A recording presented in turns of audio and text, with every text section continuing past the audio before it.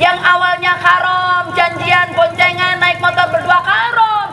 Dengan sebab nikah halal, jangankan boncengan, pegangan terus lengket dikasih tali rapiah. Naik motornya kasih tali rapiah. Kan udah halal, nggak apa-apa. Boleh nggak Bu sama Alwi suaminya boncengan dengan nyandarin kepalanya ke kata yang tua lebay banget. Pantas aja kalau pengantin baru.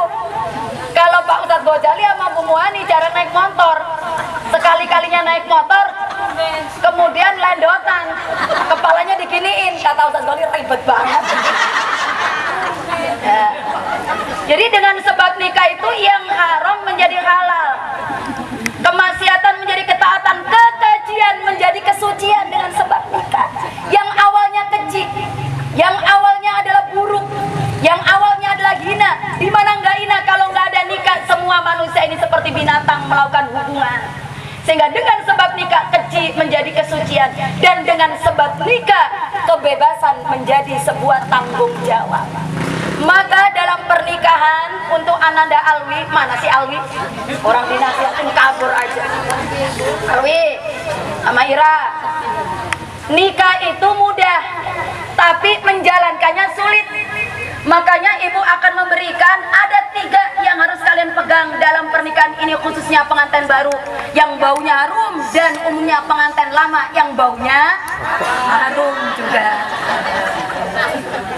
Ya benar tuh, pengantin baru pakai daster sobek malu pengantin baru. Pengantin lama memang yang dicari yang sobek-sobek. Bener. Pengantin baru mau kentut aja masih mikir-mikir. Nah, pengantin lama rebutan tuh. Makanya bersyukur kita punya suami ada suara kentutnya. Ya ada 3 hal yang harus Ananda Ira pegang dalam sebuah pernikahan. Nggak hanya untuk Ira, kita semua. Karena yang namanya pernikahan itu rawan. Kalau pacaran enak, kalau nikah nggak enak. Kalau berselingkuh enak, kalau yang resmi nggak enak. Memang itu kan kata Roma Irama. Gimana? Kenapa yang enak-enak itu di bener banget. Oh, ada terarat-teraratnya. Ya, Ira. Jadi 3 yang harus Ira perhatikan. 1, Awi, bahwa pernikahan itu disebut sebagai perjanjian yang kuat nomor 1, atau kita sebut misakon ghalido. Jadi pernikahan itu yang pertama adalah misakon ghalido. Apa arti misakon ghalido? Perjanjian pernikahan yang sangat kuat, disaksikan oleh Allah Subhanahu wa taala. Di dalam Quran Allah sebutkan misakon ghalido hanya cuma 3. Di dalam Al-Quran Allah sebutkan misakon ghalido cuma 3, Bu. Saking beratnya perjanjian ini. Pertama, ketika Allah memberikan perjanjian kepada para nabi, khususnya Nabi Ulul Azmi, yang Allah tuangkan dalam surat Al-Ahzab ayat 7. Wa innama akhadnahum minhum misakon ghalido. Kemudian yang kedua, misakon ghalido ini Allah tuangkan bahwa Allah memberikan janjinya. Pada saat itu gunung Sur, Bukit Sur diangkat oleh Allah di atas kepalanya Bani Israel, supaya penduduk Bani Israel sangat taat kepada Allah Subhanahu wa taala. Itu Allah tuangkan dalam surat An-Nisa ayat 154. Dan yang ketiga inilah misakon ghalido, Allah tuangkan di dalam surat An-Nisa ayat 21, bahwa semuanya itu ada perjanjian Allah. Istri berjanji kepada Allah melalui tanggung jawabnya, suami berjanji kepada Allah melalui tanggung jawabnya lewat keluarga. Jadi berat. Makanya karena nikah berat, enak nggak enak dinikmatin. Yang namanya nikah, kalau kita mikir enaknya saja, curang. Karena nikah itu kadang enak, kadang nggak enak, kadang nyenengin, kadang nyedihin.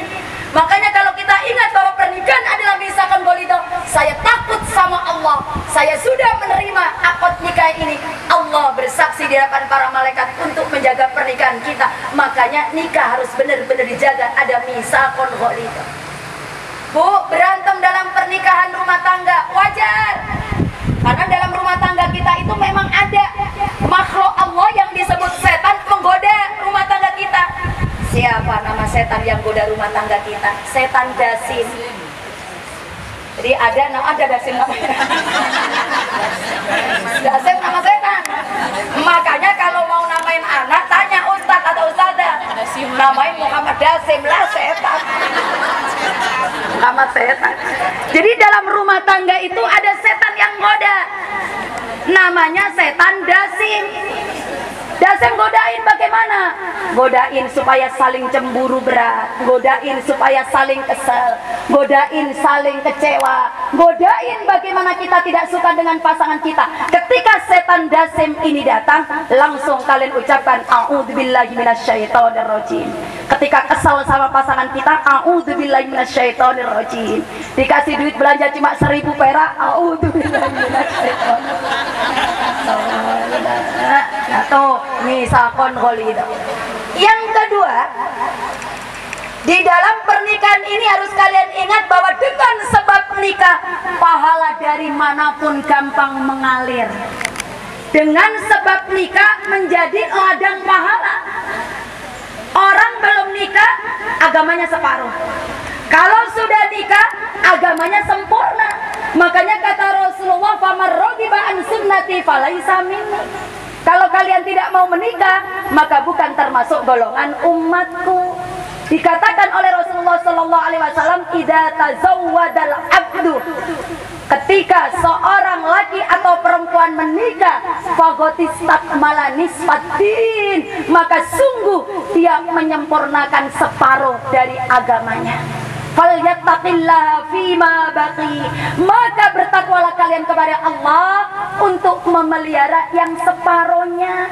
Jadi kita ini semuanya sudah akmal, sudah sempurna dengan sebab pintu nikah. Semuanya jadi pahala. Ngurusin suami pahalanya besar, ngurusin anak pahalanya besar, ngurusin rumah tangga pahalanya besar. Semua yang kita lakukan ini keringat-keringat kita nanti akan jadi tetesan-tetesan butiran magfirah dari Allah kalau kita ikhlas. Makanya istri benar-benar kalau ingin mencari pahala dan ridho Allah, niatkan kita merawat suami untuk mencari ridho Allah, pahala dari Allah. Demikian pula suami untuk menghadapi kecerewetan istri harusnya sabar. Pak, istri itu cerewet. Istri itu suami baru ngomong satu kata, istrinya wuh. Ini ada kisahnya. Ibu kenal Sayyidi Umar? Kenal nggak Said Umar? Umar bukan tukang cilok. Kenal nggak Umar bin Khattab? Al Faruq kenal? Kenalnya di mana? Ya saya tanya, katanya kenal. Kenal di mana? Iya, kitab. Pernah tahu wajah Umar?